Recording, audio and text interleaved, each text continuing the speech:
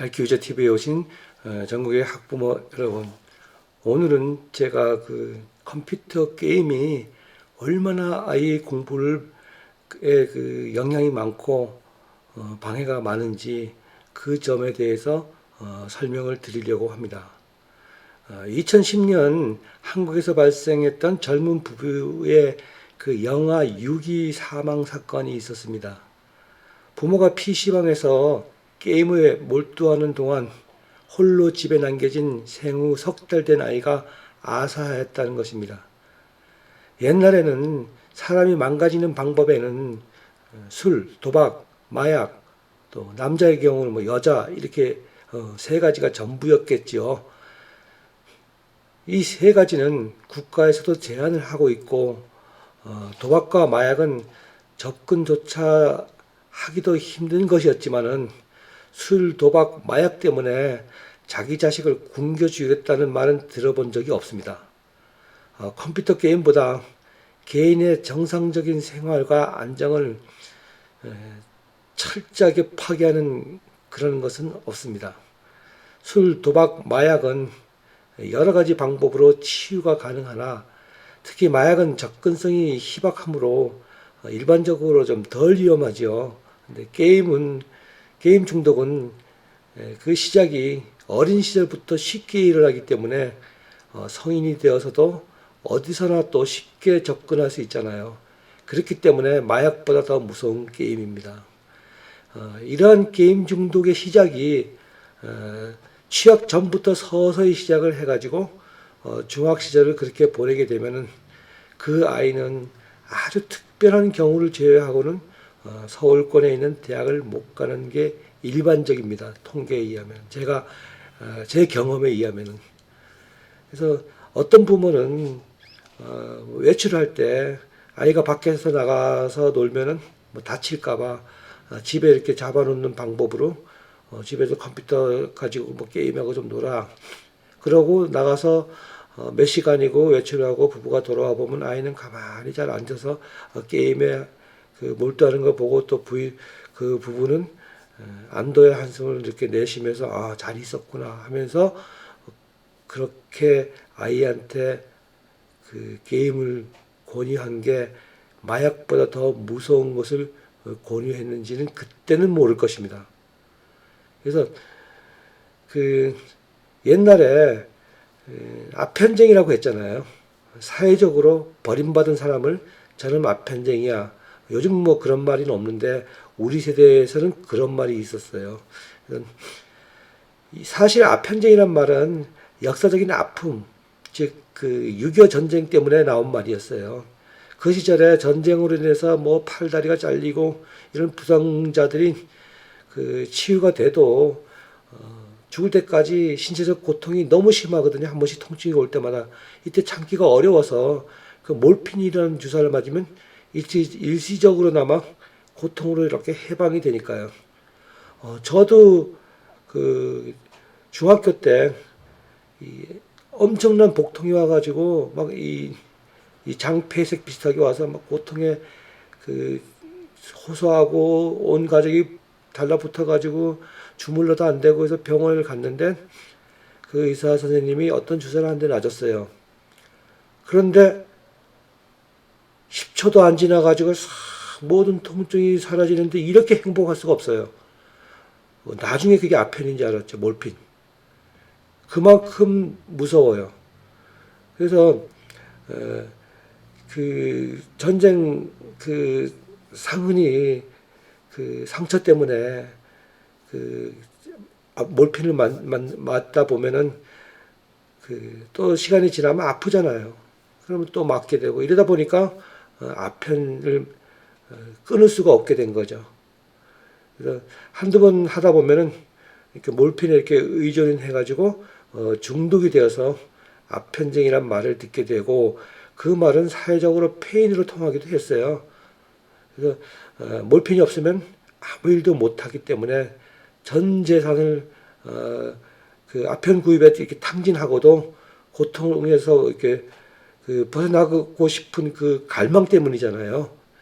아편쟁이가 되고 싶어서 그렇게 된 것도 아니고 전쟁이라는 큰 재앙 때문이었는데 정리해서 말씀을 드리면은 몰피는 현실에서 벗어나고 싶은 갈망 때문에 부득이하게 그 몰핀 주사를 맞아서 마약쟁이가 되는 것이고요. 도박이라는 것은 그 시작은 돈을 쉽게 벌 수 있다는 그 확률 위배에 도전하는 그 무모함에서 전 재산을 탕진하고도 근절할 수 없게 됐는데 일단 이렇게 도박장에 자주 가게 되면 일단 돈을 많이 잃었으니까 그냥 도박장 밖에 있을 때는 불안하죠. 돈을 이거 만회해야 될 텐데. 근데 도박장에 탁 들어가는 순간부터 모든 걱정과 시름으로부터 해방이 되니까 현실에 자기 자신을 비참하고 한심한 처지를 그 정신적인 도피처가 되잖아요. 도박장이. 그래서 도박에서 벗어날 수가 없는 것입니다. 정선 카지노에 가면은 그 자수성가해가지고 탄탄한 멘탈로 성공한 수많은 사업가도 쪽박을 차는 경우가 많이 있습니다. 술, 도박, 마약, 컴퓨터 게임은 그 저면에 깔린 공통점은 현실에서의 도피거든요. 도피하는 순간 마치 몰핀 주사를 맞은 것처럼 그 통증 환자가 현실의 걱정과 뭐 시름에서부터 그 벗어날 수 있으니까 그 순간만이라도 해방이 되니까 안 한다 하면서도 하게 되고 또 딱 10분만 뭐 게임할 때 애들이 30분만 이렇게 하다가 날밤을 새게 되는 거죠. 그 다음날 또 양심이 있으니까 후회는 하게 되죠. 그 후회할 땐 좀 고통스럽잖아요, 또. 그러다가 또다시 아펜쟁이처럼 게임에 몰두하게 됩니다. 컴퓨터 게임만큼 아이의 인성과 성격마저 아주 철저하게 파괴하는 것은 없습니다.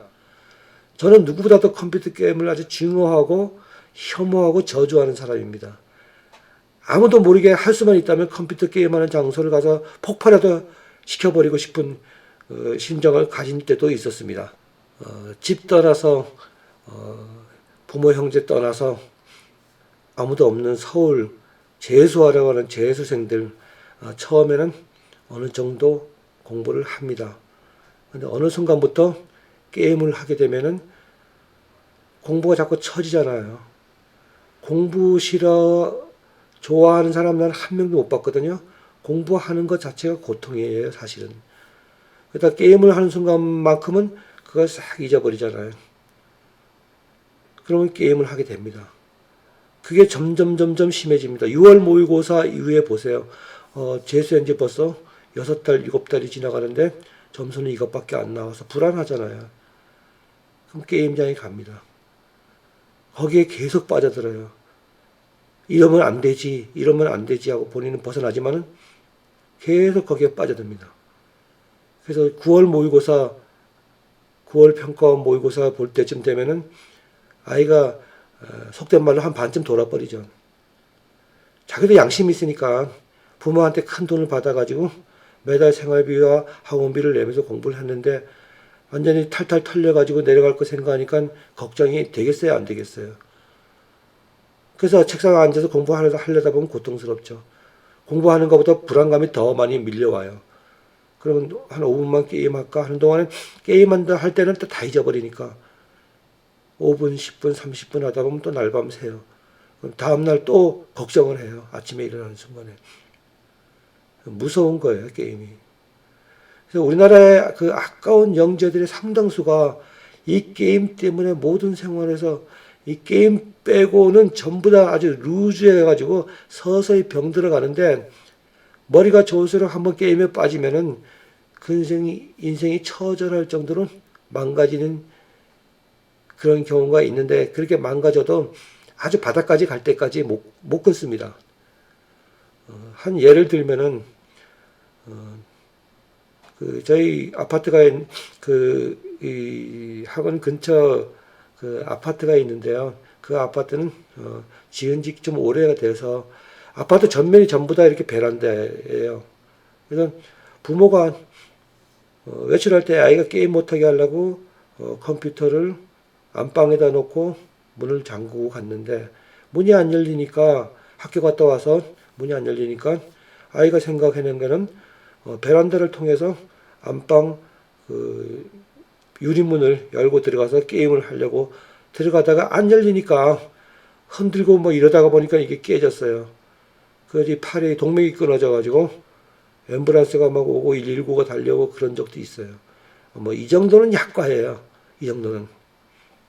저희한테 배워서 간 애 중에 그 아이를 데리고 왔을 때 그냥 보통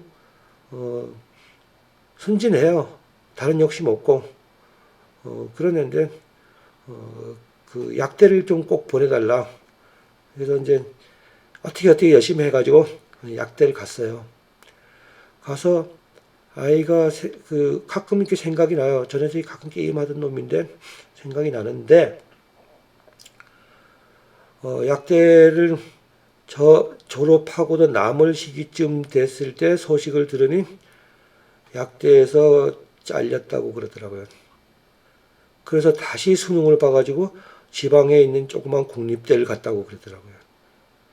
약대 갈 정도면은 사실 그 전에 서울대급이거든요. 머리도 좋다는 얘기예요. 물론 제가 가르치는 방법도 좀 있었겠지만은 그런데 게임해가지고 철저히 망가지면 거기까지 간다는 거예요. 그 부모 속이 보통 속이겠어요?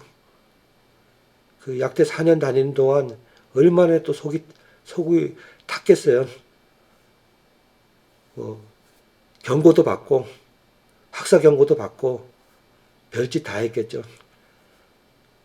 그리고 또 보다 못해서 군대도 보내받고 그랬을 것이고 약대만 그런 게 아닙니다. 서울대도 제 사례가 있어요. 의대도 그렇습니다. 그렇게 부모가 열심히 해가지고 머리 싸매고 공부시켜가지고 의대를 보내놨더니 졸업을 못해요. 게임에 빠져가지고. 제가 꾸미는 얘기가 아니라 사실 있는 그대로 얘기를 드리는 겁니다. 그래서 그 공부는 사실 그 집중력이 중요하잖아요. 그 바둑에 있어서 아마일단이라고 있습니다. 아마일단쯤 되면은 둘이서 마주 앉아서 바둑을 이렇게 두면은 그 다 맞춰요. 다 이렇게 끝나서 이제 마무리 하잖아요. 끝내기. 그때쯤 돼서 누가 지나가다 바둑판을 탁 쳐가지고 엎었다 그러면 이 사람들 다 복귀해요. 착착착착.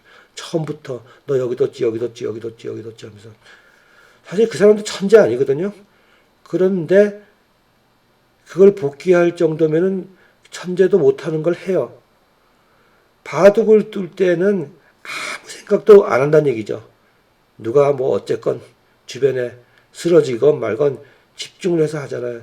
공부를 그렇게 해야 되는데 남들하고 경쟁해서 이기려면 게임을 그렇게 했을 때를 생각을 해보세요. 그렇게 하지 말라도 게임은 그렇게 하게 돼 있습니다. 재밌으니까. 그래서 그 머리는 제가 아이를 가르치다 보면 터득한 건데요. 컴퓨터의 그 하드디스크하고 비슷합니다. 그 컴퓨터에 그 자료를 잔뜩 집어넣잖아요. 그리고 지우려면 어떻게 해요? 삭제를 하잖아요. 사실 그 삭제한다고 거기 있는 걸 내용을 다 없애버린 건 아니잖아요. 기록이 되어 있고 끄집어내야 되는 부분에서 그 부분을 잘라내는 거잖아요. 자료는 그대로 남고 있잖아요. 없는 것처럼 보이잖아요. 수능을 보고 나서 또 모의고사를 보고 나서 너 이거 왜 틀렸니 하면 아차 해요. 그때는 생각을 못 합니다. 그리고 뭐라 그래요? 실수로 틀렸다고 그럽니다. 부모도 그렇게 생각하고요. 물어보면은 이거 왜 틀렸니? 이러면 다 아는 건데. 알면 뭐 합니까? 시험 보는 시간에 끄집어내질 못하는데. 그래서 제 경험으로 정확히 얘기하면은 3-4시간을 앉아서 공부를 하는 애들이 엄마나 아빠한테 나 3시간, 4시간 공부했으니까 30분만 게임할게. 그러면 그래. 수고했다. 진짜 안 되는 일이거든요. 공부한 다음에 바로 게임을 한 30분 하면 그 컴퓨터 하드디스크에 자료를 잘라내는 거하고 똑같습니다. 기억의 저편에서 머물러 있어요. 특히 시험 보는 애들, 수능 문제 푸는 애들한테는 그거 쥐약입니다. 그래서 걱정이 돼서 오늘은 이 얘기를 좀 드리려고 특별히 공부하고는 좀 관계없지만은 공부 내용하고 관계없지만은 진짜 공부하고는 중요한 얘기거든요. 물론 개인적으로 그 컴퓨터 게임 잘 안 하는 애들이 있어요. 뭐 그런 엄마들 복 받았다고 저는 그렇게 하지 않아요. 왜냐? 거의 다가 게임하는 애들은 머리가 좋은 애들이에요. 그래서 말씀을 드리는 겁니다.